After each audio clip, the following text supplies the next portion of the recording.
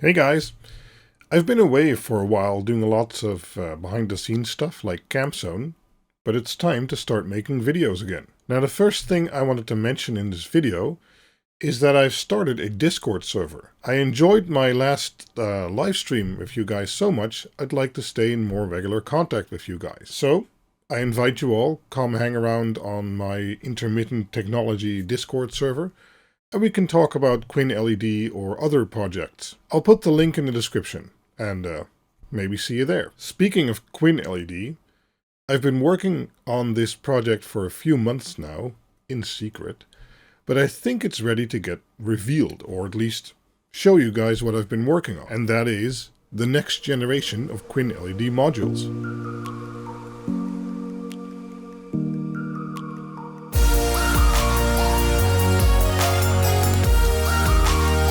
The new generation of QuinLED modules consists of 4 different boards. And although nothing was wrong with QuinLED OG, that's what I'm calling the original board now, these new boards have some additional functionality I was looking for. Basically, these boards have been inspired by my Ultimate Overkill Desk project. Check out some of the videos here if you haven't seen that.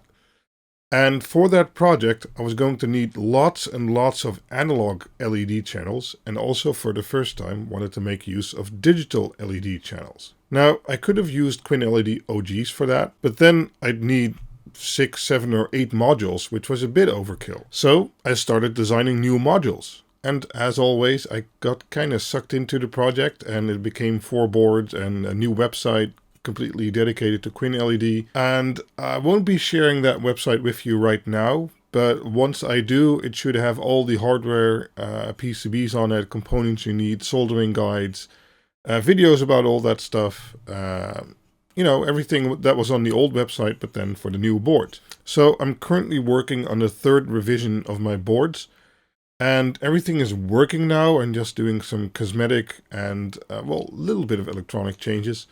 But I'm hoping revision 3 of all the boards will be the revision I can release. And, well, you guys can enjoy them too. So a few additional features these boards are going to have is, for instance, they're going to, this is QuinLED Deca. It's going to have 10 channels of PWM dimming based on the ESP32. And where the old dimmers were dimming at 1000 Hertz, these can dim from 40,000 to 150,000 Hertz.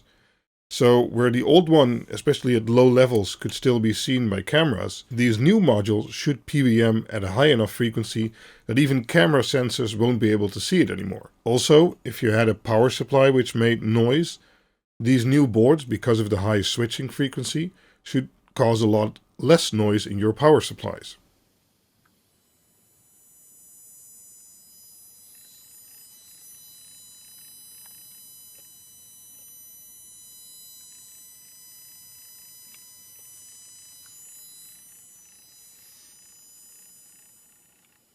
So, as I said, I'm still working on these boards, and this is basically just an introduction.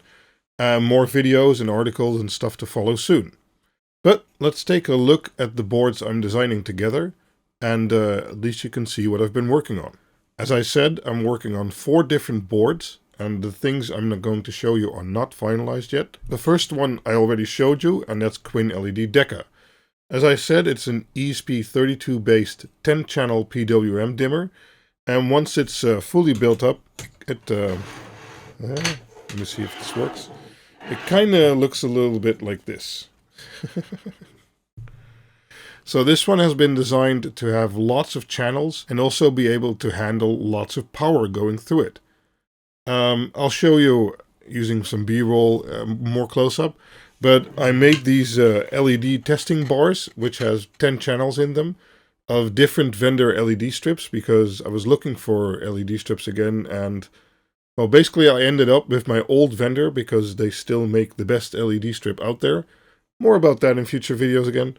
But yeah, so this is a 10-channel board, and I've also been working on a miniature, or as small as possible with the ESP32 boards I'm using, 4-channel board, so you can do 4 independent channels or do RGBW, as a lot of people have requested in the past. So once that is built, it will look a little bit like this. It uses SMD MOSFETs, as you can see again in the B-roll. But these are easily solderable by hand. I don't have a hot air rework station either. And well, basically I needed to go to SMD MOSFETs to be able to fit it all on the board. So once it's completed, all my designs work the same way. You have the ESP32 development module, and you basically just you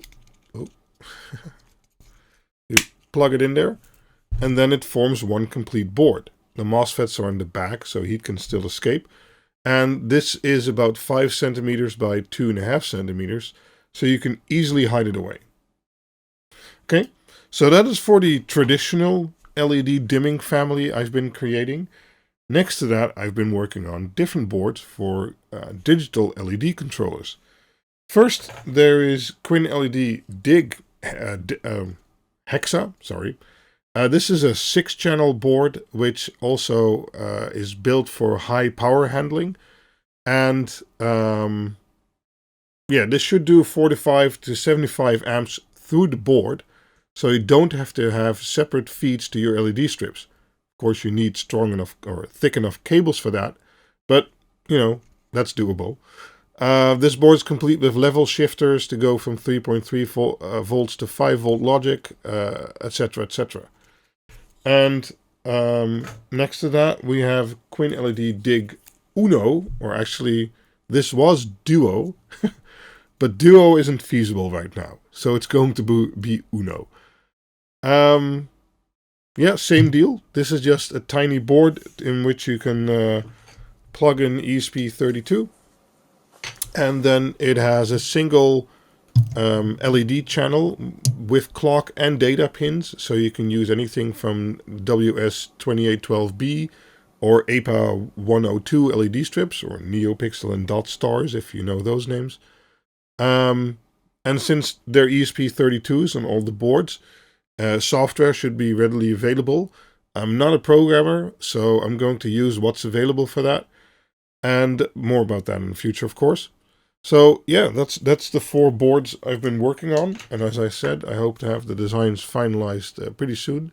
So if you want to do a project yourself, you don't really have to think about the hardware anymore. And as I said, I hope to have ready-made software, which a lot of other people have worked on already, so you can just do your project instead of worry about this kind of stuff.